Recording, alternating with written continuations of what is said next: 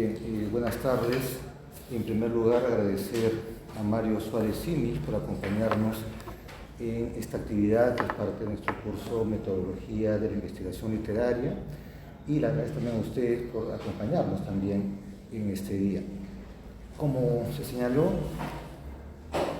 este conversatorio tiene por título La narrativa del 80, un testimonio de edición, y nuestro amigo, compañero Mario Suárez justamente nos va a acompañar. Mario Suárez Simich estudió literatura en la Universidad Nacional Mayor de San Marcos y Derecho en la Universidad San Martín de Porres. Ha sido profesor universitario en diversas universidades y periodista en diarios como El Universal de Lima, editor del suplemento Asalto al Cielo que publicaba el diario de Marca. Colabora en la actualidad con diferentes medios de prensa del Perú y de España. Fue uno de los organizadores del primer Congreso de Narrativa Peruana, organizado en Madrid, España, y del segundo celebrado en Huanchaco, Perú.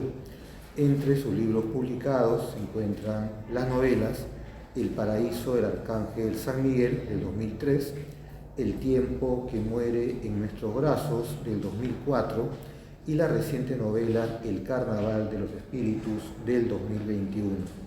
Novelas que han sido comentadas tanto a nivel nacional como internacional.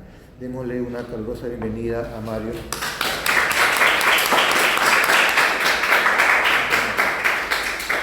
Buenas tardes, muchas gracias y dispuestos a escuchar y empezar el conversatorio.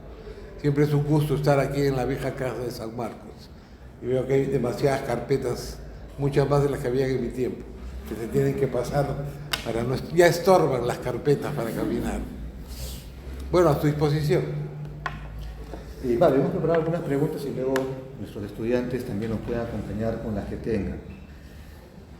Como nos reúne hoy día específicamente la narrativa del 80, de la cual tú eres parte, ¿no? Y has sido un animador también de ella, un primer tema que quisiéramos que nos comentes es el contexto justamente en el que aparece lo que podríamos llamar tu generación, ¿no? Los años 80. ¿Cómo fue este contexto? ¿Cómo de pronto los jóvenes escritores de entonces se situaron ante este panorama? Bueno, en realidad es curioso porque no hay narradores del 50, no había grupos de narradores del 50, no había grupos de narradores del 60, y los del 70, los narradores del 70 se juntaban con nosotros, que éramos más jóvenes. Por ejemplo, Cromwell Jara siempre ha participado en todos los encuentros de la generación del 80.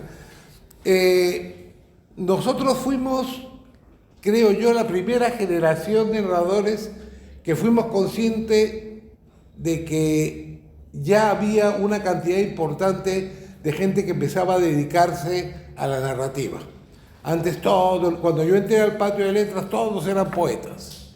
Todos los que deambulaban por ahí eran poetas, iban a escribir algún poemario. Pero nosotros, en mi salón al menos, en la base 82, habían muchos que queríamos ser narradores desde el principio, que no queríamos ser poetas, sino que nos gustaba la narrativa. Y en esos tiempos podíamos pedir cursos. Entonces, por ejemplo, nosotros le decíamos al profesor, a la profesora que se llama medieval, le decíamos, de poesía lo básico, queremos un monográfico de cantares de gesta. A Toño Cisneros, paz descanse, también que se llama Española, le decíamos, Toño quería hacer un curso de poesía porque era poeta, y le decíamos, no, haz un curso monográfico del Quijote. Ya íbamos pidiendo los cursos porque ese tiempo se podía. Entonces nos dimos cuenta de que había ya a diferencia de las otras generaciones, inclusive por ejemplo un escritor mucho mayor que nosotros, que es Colchado, paraba con nosotros. Y esa generación intermedia, en el que está, por ejemplo, Pilar Dugui, que paró con el 80, Mariela Sala, Aida Balta, que son un poco mayores que nosotros, nos reuníamos todos juntos por esa inquietud, porque a partir del 80, en mi opinión, y no solo de la generación, sino a partir de los años 80, empieza ya el despegue de la narrativa peruana, que ahora todo el mundo publica un libro. Yo iba y venía de España y siempre que preguntaba por alguien, decía, no, ya he publicado 2 novelas, ¿no? Y cuando yo era cachimbo, el único que se animaba de decir voy a escribir una novela era Cromwell Jara, que estuvo escribiendo Patíbulo para un caballo desde esa época. Pero todos los demás nos dedicábamos al cuento y no pensábamos en la novela. A partir del 80, perdón, y las generaciones que vienen, ya se va a ver una producción masiva de narrativa. Eso no ha pasado en los 70, en los 60, ni mucho menos en los 50. Se empiezan a incorporar las mujeres. Pilar Dugui, Mariela Sala, Aida Balta y otras que son de la generación que no conozco, pero se empiezan a integrar escritoras y de gran calidad. Mariela Sala, Pilar Dugui, lástima, es otra de las malas suertes de los 80 que muchos han muerto jóvenes, ¿no? Nina Paita, Mariela Sala, el otro compañero nuestro también de la base, no me acuerdo ahora, que murió joven. Entonces, básicamente eso, éramos conscientes de que había una efervescencia narrativa. Y en esa misma línea, Mario, entonces, ¿había alguna relación de tu generación o de aquellos afines de pronto, ¿no?, que habían comenzado a estudiar en los 70 con el grupo Narración? ¿Había un contacto fuerte, directo, confrontacional, digamos, se marcaron la línea? ¿Cómo era en ese caso el vínculo de los más cercanos a ti con...? A ver, yo creo que una idea para tesis o para un trabajo, ¿no? Todavía no se ha estudiado las relaciones del grupo Narración con la generación del 80 y del 90, inclusive hasta el 2000. Eso sería un buen trabajo, porque sobre todo esas 3 generaciones, y en especial la mía, ellos tuvieron no solamente un trato diario, cotidiano, de amistad, sino tuvieron un sentido de lo que se llama, y lo que van a descubrir en San Marcos, que es maestro-alumno. O sea, yo por ejemplo, le debo parte de mi oficio a Antonio Galvez Ronceros y a José Antonio Bravo, que son profesores, y eso solo pasa aquí en San Marcos, que se dedicaban horas de su tiempo a leer tus cuentos, a corregirlos, a conversarte, a darte lectura de acuerdo a lo que ellos veían en ti, y te enseñaban las cosas del oficio. Y por eso es que la narrativa, porque es este maestrazgo corta camino. O sea, tú vas y le preguntas a Álvarez Ronceros, Dante Castro, por ejemplo, era muy amigo de Reynoso, o tenía yo largas conversaciones con Miguel Gutiérrez. Miguel Gutiérrez era una enciclopedia de novela francesa del siglo XIX y novela francesa en general, y todo eso hace que la evolución se acorte, la experiencia, ¿no? Y el paso. Entonces, reconocíamos a Narración no solamente como maestro, sino también como una posición del escritor frente a la sociedad, porque en ese tiempo ya empezó a hablarse eso de que el primer deber del escritor es escribir bien, ¿no? Y es cierto y no lo es, ¿no? Porque eso lo dijo, o se lo sacaron a García Márquez, si mal no recuerdo, ¿no? Pero ser escritor o ser narrador de por sí implica una contienda constante con el lenguaje, básicamente. Luego, y después con el género, Es decir, tú tienes que enfrentarte al cuento como género y vencer. Igual pasa con la novela y con cualquier otro tipo de género.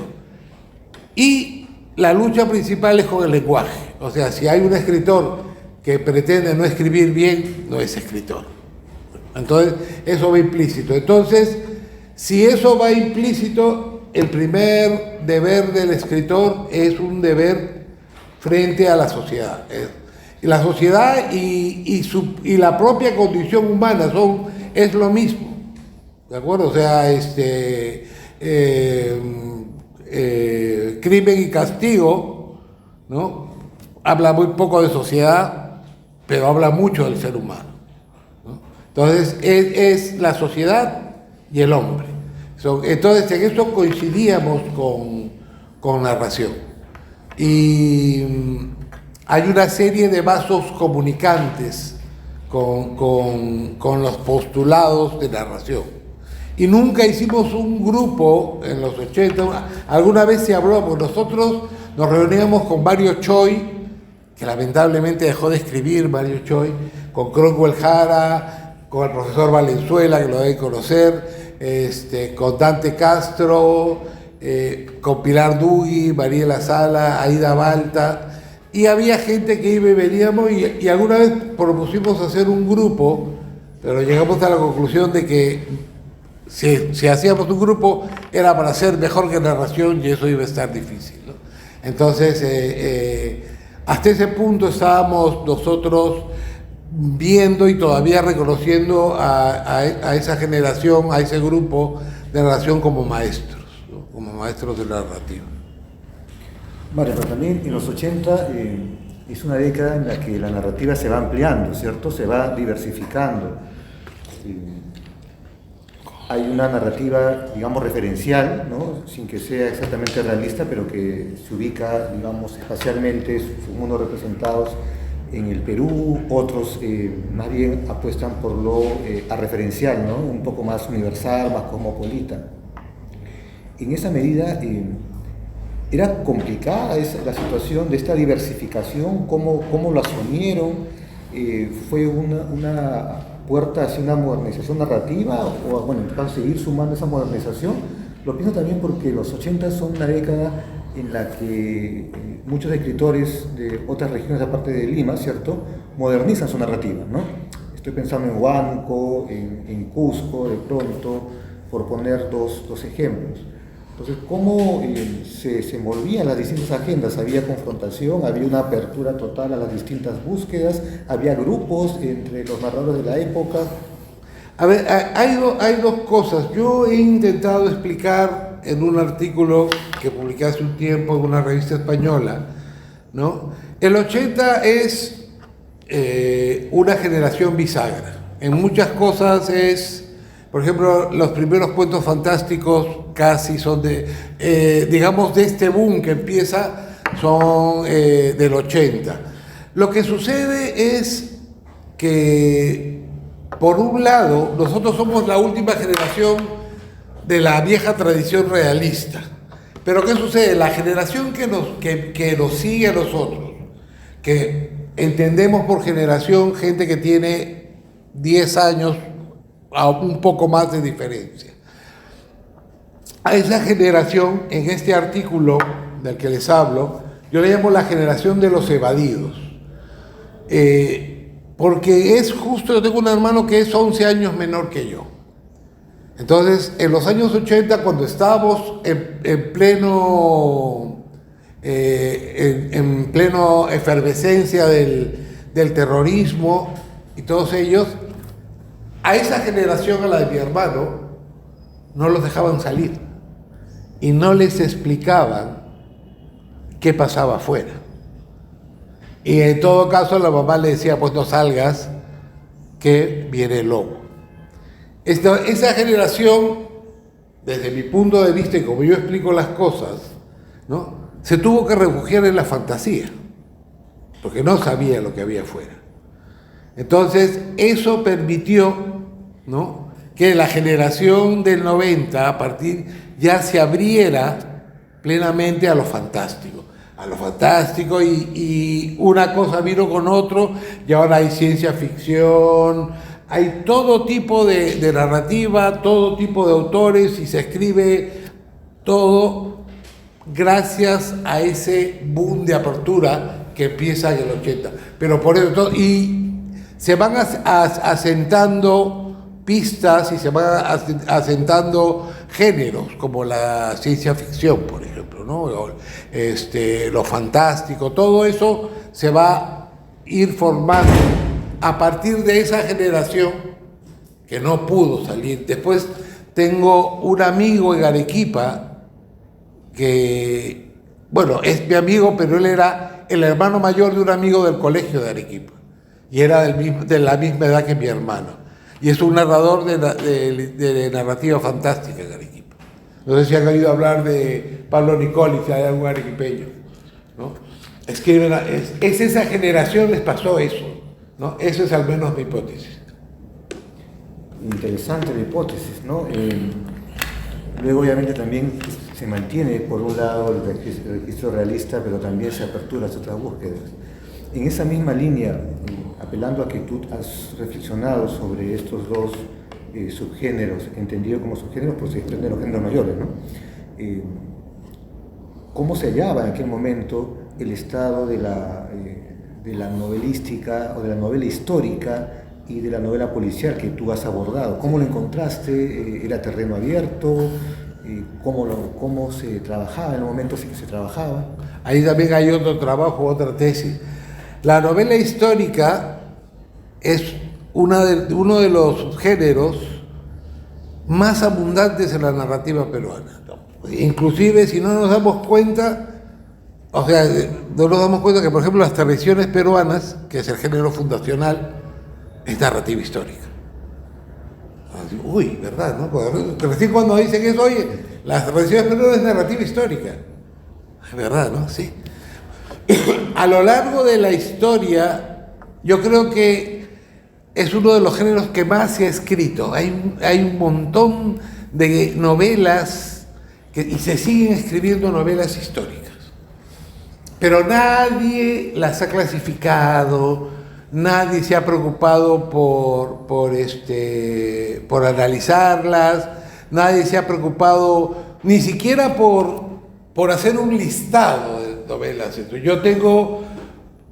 Yo no soy una investigadora, yo soy un escritor, yo hago trabajo de investigación o trabajo académico cuando no me queda más que hacer, ¿no? Pero así como aficionado, pues yo soy escritor, yo tengo más de 2000 novelas fichadas, novelas históricas peruanas. O sea, si se ponen a pensar, hay un montón y a veces el título los engaña. Y nadie encima las ha analizado, ¿no? O sea, yo siempre, cuando voy a algún conversatorio de estos, y le digo, bueno, todos sabemos la historia de un cañoncito, de Ricardo Palma, ¿no? Porque lo hemos estudiado en el colegio. Todos saben la historia, ¿no? De la historia del cañoncito. Bueno, que Castilla, o sea, vamos a hacer un análisis histórico, ¿no? Castilla, que es en teoría, o en la historia republicana, uno de los grandes presidentes, porque modernizó, trajo y toda la historia, ¿no? Que liberó a los negros, o sea, es un presidente muy bien cotizado, sin anticuerpos. Tiene la historia de Palma, de este señor que le va a pedir un favor y encuentra un cañoncito y le dice, no te acerques que va a disparar. Y Palma cuenta de que alguien le había regalado un cañoncito de oro a Castilla para que consiguiera un puesto de trabajo.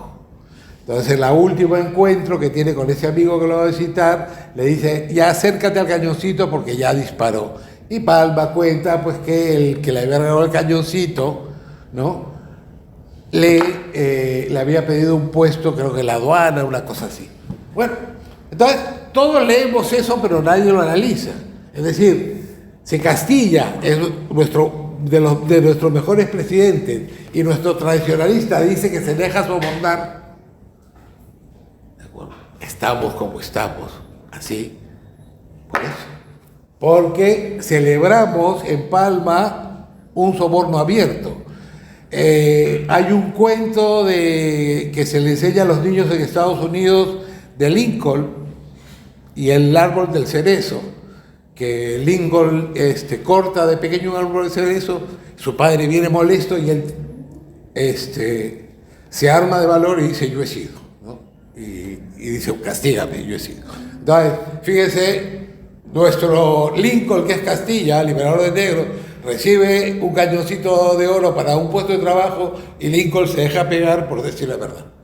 Entonces, ese tipo de análisis está todavía sin hacer, ¿no? ¿Por qué escribimos novela histórica? ¿En qué momento? ¿Qué tienen en común las novelas escritas en determinados momentos? Todo ese tipo de cosas está sin hacer. No hay el único trabajo hecho por un peruano es el de sobre novela histórica, pero latinoamericana, de nuestro amigo, se me ha ido el nombre. Es un solo trabajo que hay.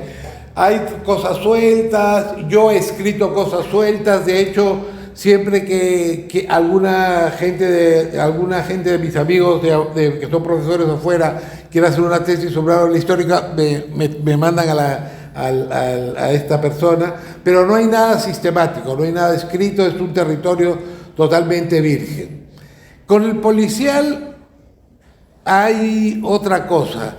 El policial, a diferencia de la novela histórica, que siempre fue bien recibida, porque todos saben que la novela histórica es una de los exponentes del romanticismo y uno de los exponentes, pues, de la gran literatura burguesa, ¿no? Entonces, porque a través de la novela histórica las revoluciones nacionalistas que llevan a la independencia, pues intentan recuperar su pasado, ¿no? Entonces, siempre fue bien vista. En cambio, la novela policial nunca lo fue. Hasta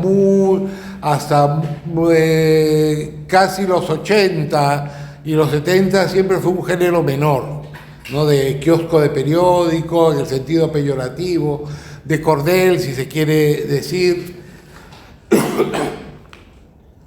Entonces tuvo mucho anticuerpo, entonces la gente no escribía novela policial, y si la escribía lo hacía con seudónimo. De hecho, hace poco Mirko Lauer, que publicó una novela a principios de los 80, con seudónimo, la ha vuelto a reeditar ya con su nombre, porque ya la novela policial ha recobrado cierto prestigio, y en realidad mucho prestigio, porque la tiene. Pero otra de las cosas que hace que la novela policial funcione más lenta es que necesitaba adaptarse, ¿no? En primer lugar, casi todos los estudiosos concuerdan en que la novela policial es hija de la ciudad, ¿no? O sea, tiene que haber un desarrollo de una gran urbe para que haya una novela policial, tiene que haber el anonimato que permite la ciudad para que haya una novela policial. En un pueblo pequeño todo el mundo sabe quién mira mal a quién y un crimen es difícil de ocultar. Entonces, eso por un lado. Y el segundo, y eso pues en Perú ha demorado mucho, ¿no? O sea, las ciudades han desarrollado tarde. Y había que hacer un mecanismo. La novela policial crea un mecanismo, sobre todo la americana, que es implantable al Perú. Entonces, si ustedes leen una novela americana de las clásicas, cualquiera, pues todo el mundo sabe en qué taxi, porque los taxis tienen una matrícula especial. Entonces es fácil investigar ahí, y todo está. El orden anglosajón funciona. Me acuerdo que hasta la exageración, en una de estas novelas policiales que leí, la municipalidad tenía el registro de todas las capas de pintura que había habido en un edificio. Les había dado permiso a todos, porque todo el mundo pide permiso allá, no pinta, acá todo el mundo pinta. Entonces, en el caos que es Lima, o sea, tú te subes un taxi y si no es de Uber y eso, ¿quién te va a encontrar? ¿No? O vas a ir a la municipalidad y la mitad de gente de este país, o las 3/4 partes, su libreta electoral no coincide con la casa en que vive. ¿Cómo te van a buscar? Entonces, todo es esta diferencia entre el orden anglosajón y nuestra realidad. Adelante. Sigue la tradición de que llegamos tarde aquí en San Marcos.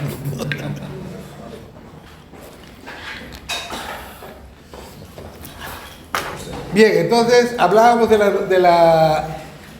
la novela policial. Hablábamos de la novela policial y de el orden, digamos, social anglosajón que no existe aquí.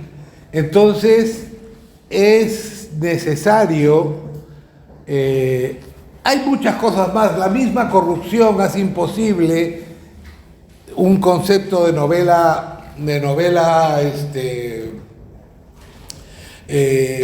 policial, digamos. A ver, hay 3 tipos de novela policial, digamos. ¿Han visto Los Intocables? ¿Alguien ha visto Los Intocables? Sí. La última película. Bueno, Los Intocables reúnen las tres partes. Por eso me gusta, por ejemplo, cuando Elliot Ness entra a trabajar, es súper regla. No quiere violar ninguna ley, quiere la justicia, cumpliendo la ley, y pasa un montón de ridículos, ¿no? Ese Elliot Ness es el policía de la novela policial clásico, que es, digamos, Holmes, ¿no? Es decir, es el policía que intenta encontrar y cumplir su misión y poner al sentenciado en manos de la justicia.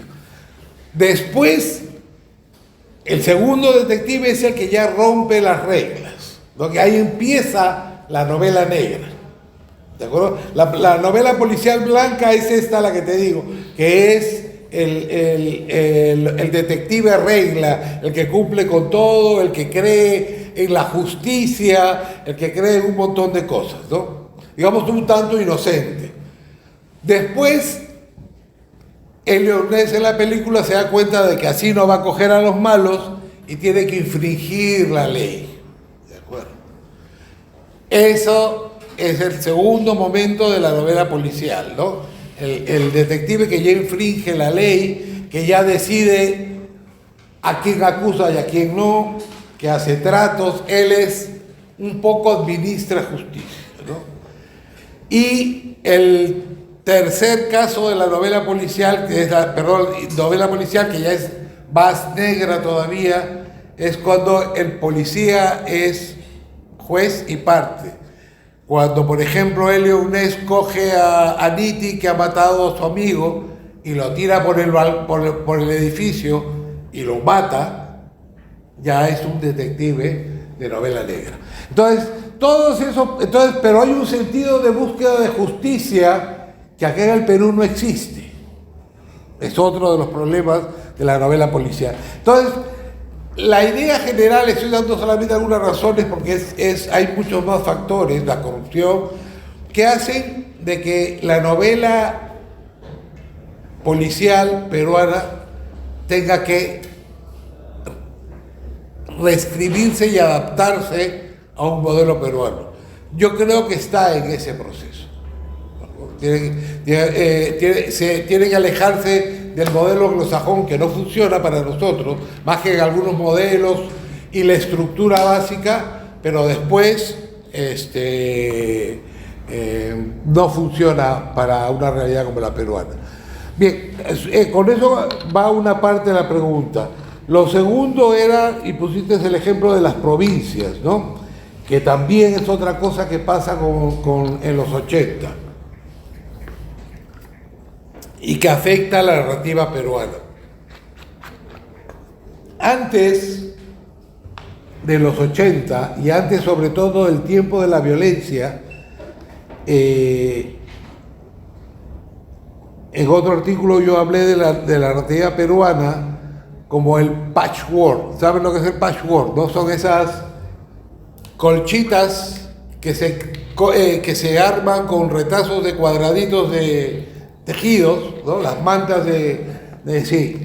Bueno, antes la narrativa peruana vivía, o sea, cada escritor tejía su pequeño cuadradito. Antonio Galvez Ronceros, chincha, ¿no? Sui Kangwei han leído Sui Kangwei, también se reunía con nosotros. Sí, dime. Solo iba a decir que sí había leído. Está bien, buena lectura. Sui Kangwei, los chinos, ¿no? Dante Castro no tiene nada que hacer y se va a la selva y escribe Otorongo, por ahí he visto que es un buen libro, ¿no? Entonces, todo el mundo tiene su pequeño condominio particular y de ahí no sale, ¿no?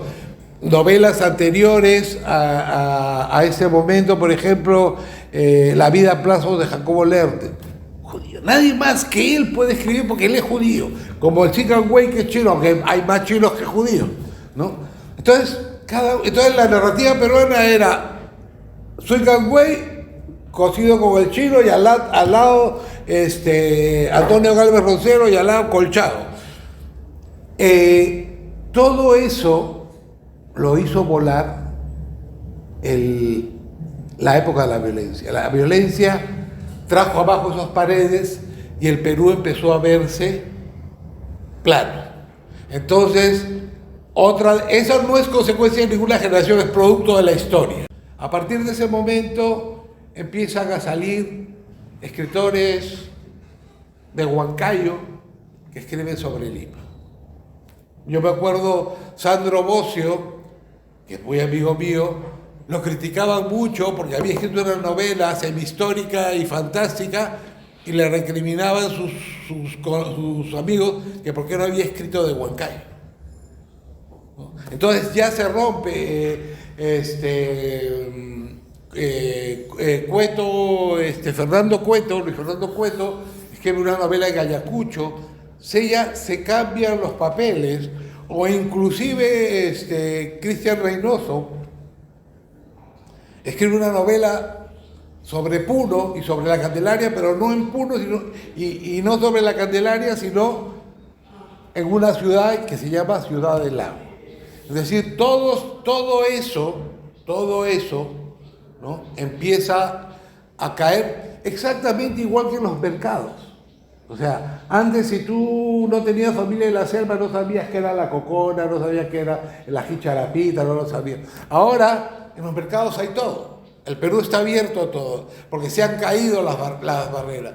Eso es una de las cosas que, digamos, ha traído el post-tiempo de la violencia, ¿no? Ha hecho caer esta separación. Y entonces ya la narrativa peruana va siendo más orgánica, aunque lo que yo defino tiene muchos universos y los universos son difíciles de dominar.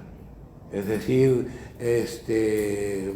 hay muchas perspectivas culturales y de todo tipo que es imposible escribir sobre todo eso un solo escritor. O sea, estamos condenados a grupos de literatura, ¿no? O sea, a grupos de visiones de determinados universos que todos conocemos.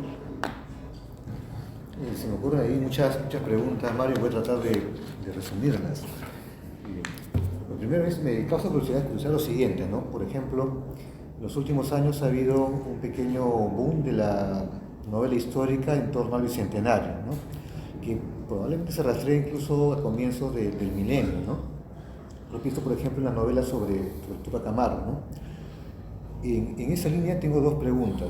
Y en los años 80, en los que el contexto social político sobre todo marcado por el conflicto armado interno, era fuerte.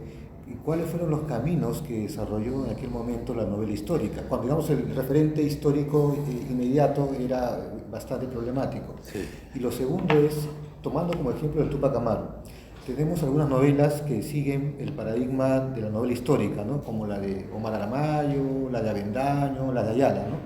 Pero en los últimos años han aparecido algunas novelas que toman el referente histórico, pero lo tratan de una manera, si queremos, más posmoderna, ¿no? Jugando con más géneros. Estoy pensando en el libro de Juan Manuel Chávez, ¿cierto? Sí, el de Túpac Amaru. Túpac Amaru. Ojos de serpiente también. Esa es la de Villanueva Victoria, me parece, ¿no? Sí. Pero entonces todavía sigue un poco el registro, ¿no? Sí. Pienso en la de Ibarra, que comienza como narrativa y termina casi con una prosa poética, ¿no? Entonces, la segunda pregunta es, ¿puede desarrollarse la novela histórica también por estos caminos? Vamos en orden, entonces la primera. La primera, yo lo resumí en un articulito que publiqué por ahí, que trataba de estas cosas, y el artículo se llamaba Convergencia por la narrativa histórica y evasión por la generación, esa que te digo, que yo les decía cariñosamente los evadidos, ¿no? Muchos me llamaban, me decían, ¿por qué nos dices evadidos? No, le digo, están, no es en el mal sentido de la palabra. Bueno, ¿por qué llamaba Convergencia? Porque yo cogí un corpus de novela, vamos a decir 10 o 12, publicadas por autores que iban desde los mayores, que era José Antonio Bravo, hasta en ese momento los más jóvenes, que era Sandro Bosio. Entonces abarcaban 5 o 6 generaciones de escritores que convergían en primer lugar en la cuestión histórica. Ya eso, siendo crítico, lo que pasa es que los críticos no hacen su chamba, ya es curioso, ¿no? Si hicieran más y leyeran los libros, los críticos, entonces se darían cuenta de que todas estas novelas funcionan casi como si se repitiera un modelo. Todas estas novelas, para empezar, todas suceden en épocas de violencia. El Taquiocói, vísperas de un terremoto, el levantamiento del Cusco, la rebelión de Santos Atahualpa. Todas las novelas suceden en un momento de conflicto, ¿no? Eso en primer lugar. En segundo lugar, que en ese conflicto hay lo oficial, el Estado, como quieran llamarle, por un lado, ¿no? Y por otro lado, los rebeldes. Hay un enfrentamiento, o sea, el Taquiocói, o hay un mal que se viene, o un terremoto, ¿no? O sea, hay algo que va a destruir lo que es lo preexistente, el Estado, la ciudad, la paz que se conocía, el régimen, lo que ustedes quieran. Bien, entonces, segunda coincidencia esa. Y la tercera es que casi todos los personajes tienen las mismas características. Lucía Charún, por ejemplo, que es otra buena escritora, no sé si la conocen, tiene una novela que se llama Malam, histórica. El personaje de Lucía Charún es negro, es pintor y es esclavo. Sandro Bosio es músico, contrahecho y ¿qué otra cosa tiene? Y es ilustrado, es inteligente.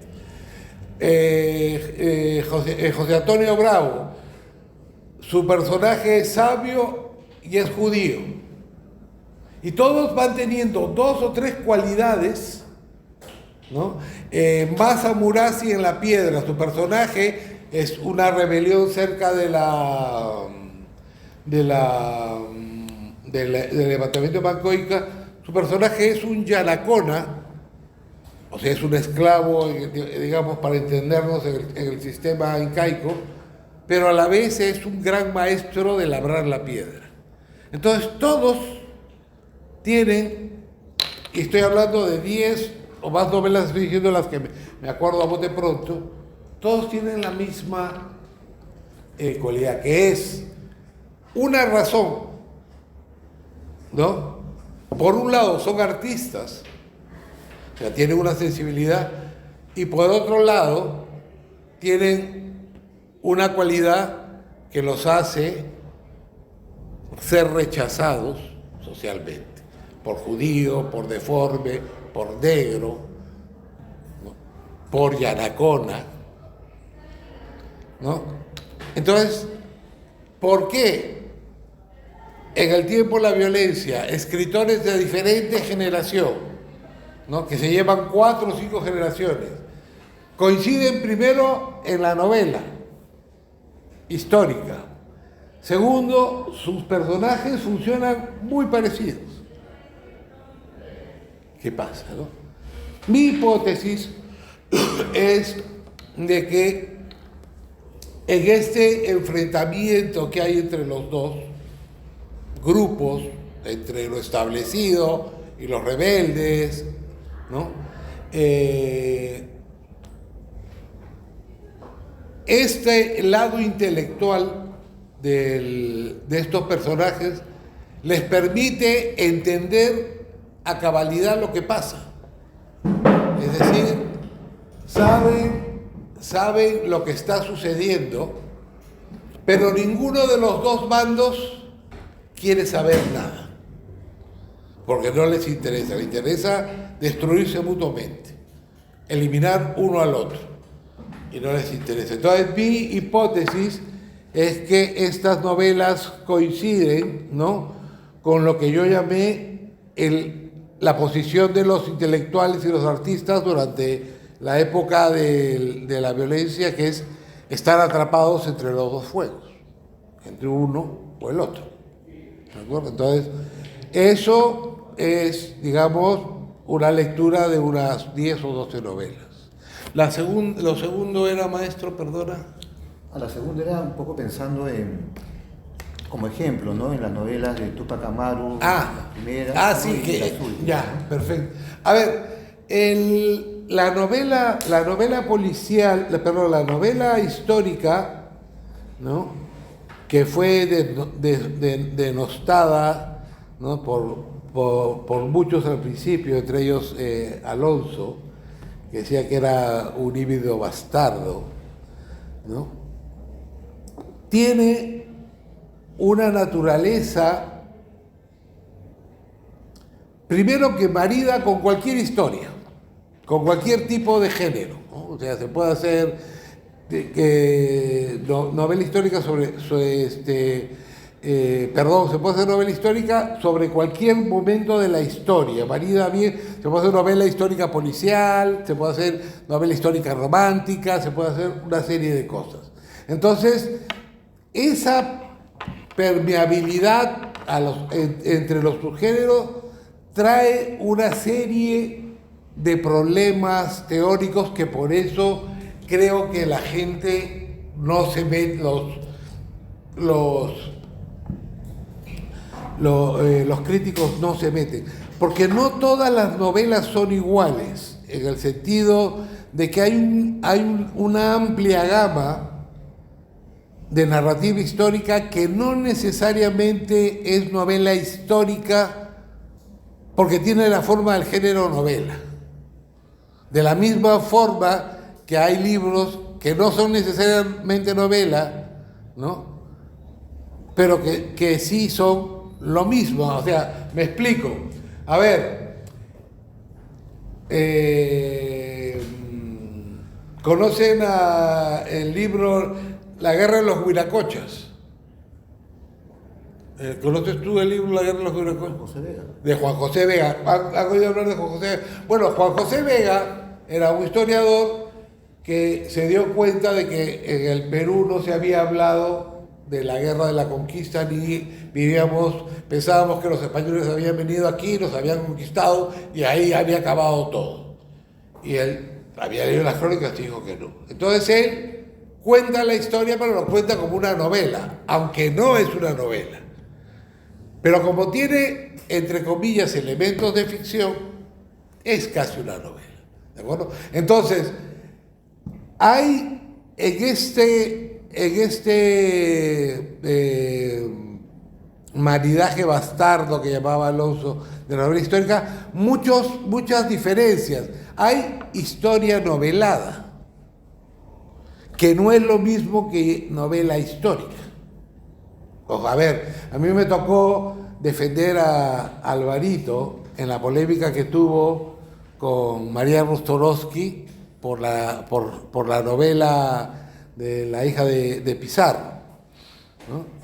Y Rostorovsky se quejaba y decía, me ha copiado mi novela, me ha copiado mi libro. A mí me hubiera gustado defender a Rostorovsky, pero no tenía razón Rostorovsky. O sea, el escritor es un parásito, ¿de acuerdo? Vive de los otros, de un montón de cosas. Entonces, lo que pasa es que el ocioso del Alvarito se había basado en un solo libro, que era el libro de Rostorovsky.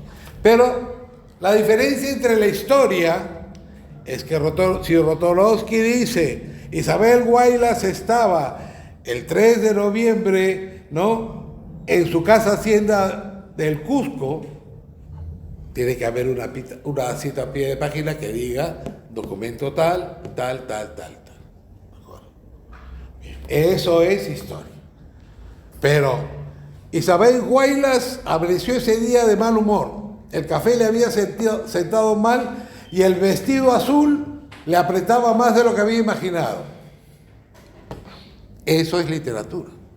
Entonces, yo me aprovecho de que estaba en el Cusco y me invento eso, ¿de acuerdo? Entonces, es ficción, ¿de acuerdo? Entonces,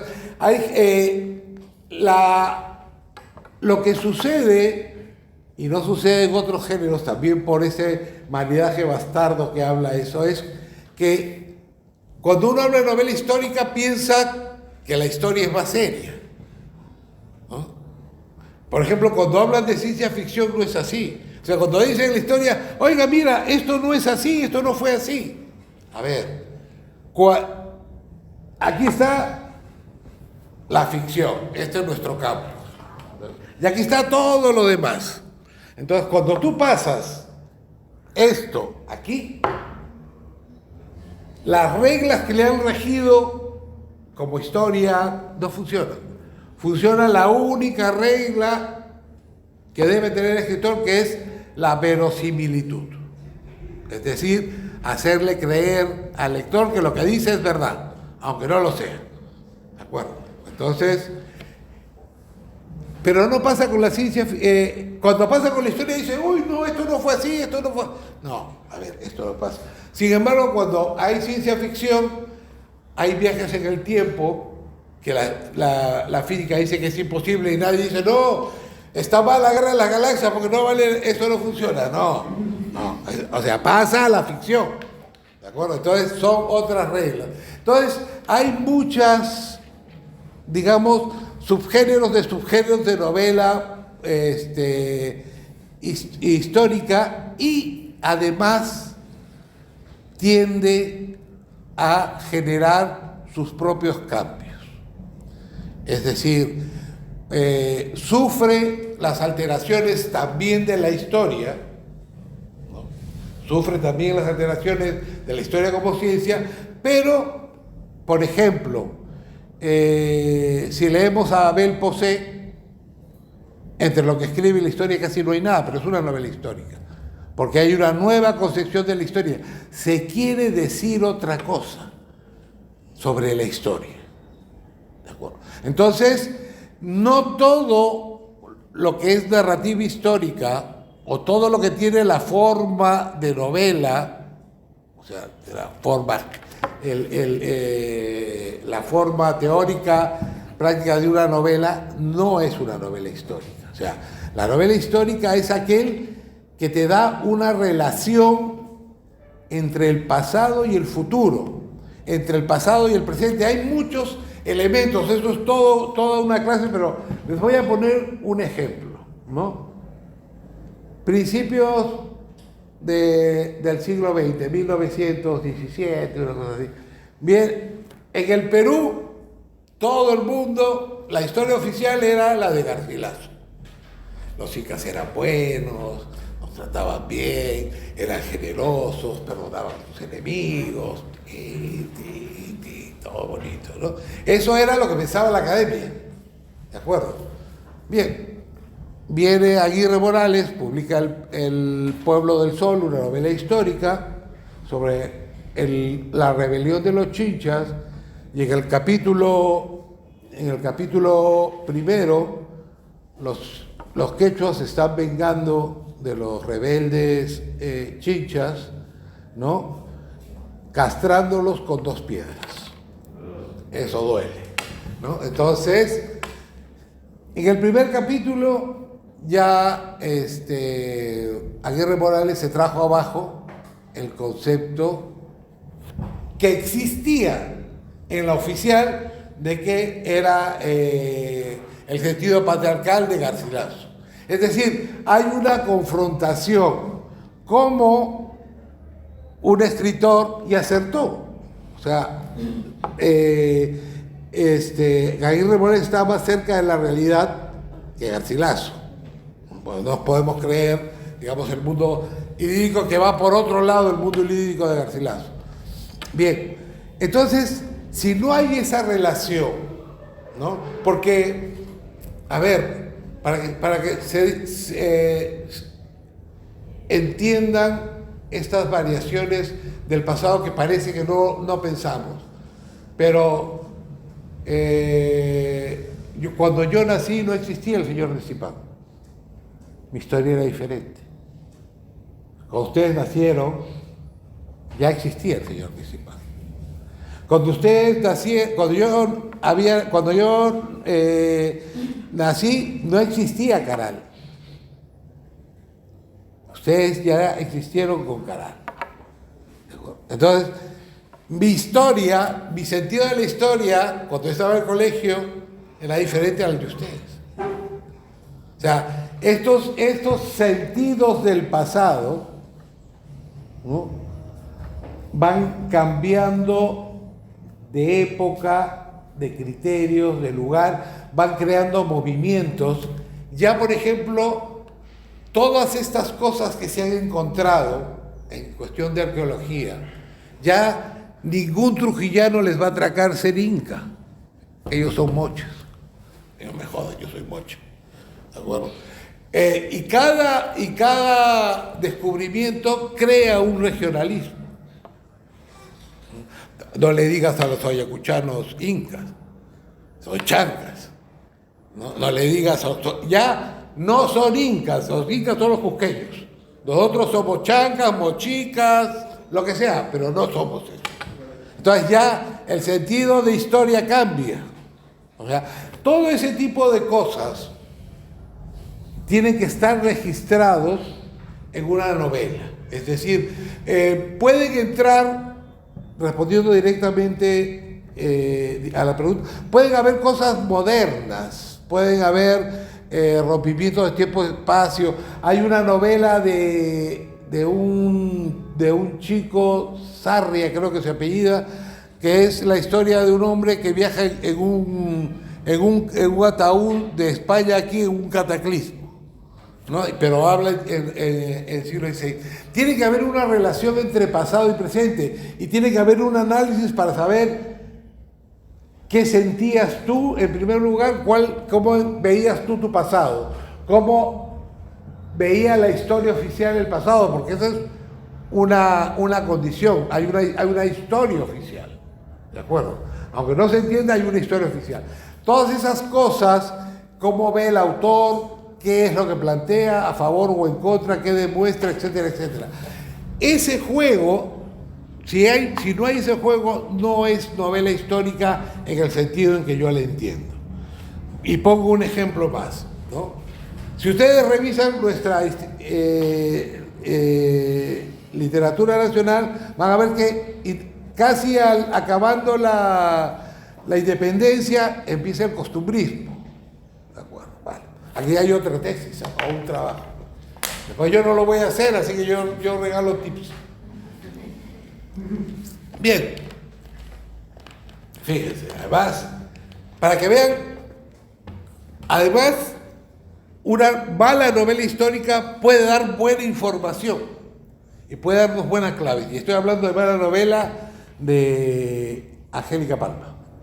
Angélica Palma en 1921, primer centenario de nuestra independencia, gana un concurso, ya que el título es Llorón, Tiempos de la Patria Vieja, una novela histórica. Bien, entonces la novela es casi una telenovela, es la familia X, donde la mamá, el hijo y la hija son patriotas y el papá es un furibundo realista. Entonces, en la primera escena, el papá acaba de comer y le dice a la sirvienta, le dice: yo voy a tomar chocolate, porque chocolate español. ¿De acuerdo? La hija, que es patriota, agarra y dice: no, chocolate no, yo voy a tomar champú. Champú, patriota. ¿De acuerdo? Y así van enfrentándose, pero sus enfrentamientos son de costumbres. En el campamento patriota, ¿qué se bebe? Pisco. Y en el español, vino. Entonces, sus enfrentamientos son de costumbres. Total, que el hijo decide enrolarse en el ejército patriota y tiene una discusión con el padre se amarga y decide enrolarse en el ejército realista. Lo estoy contando corto porque no hay mucho tiempo. Bueno, llega un momento álgido en la novela, ¿no?, donde la mamá es consciente de que el hijo y el padre se van a enfrentar y que existe la posibilidad de que el hijo mate al padre o que el padre mate al hijo.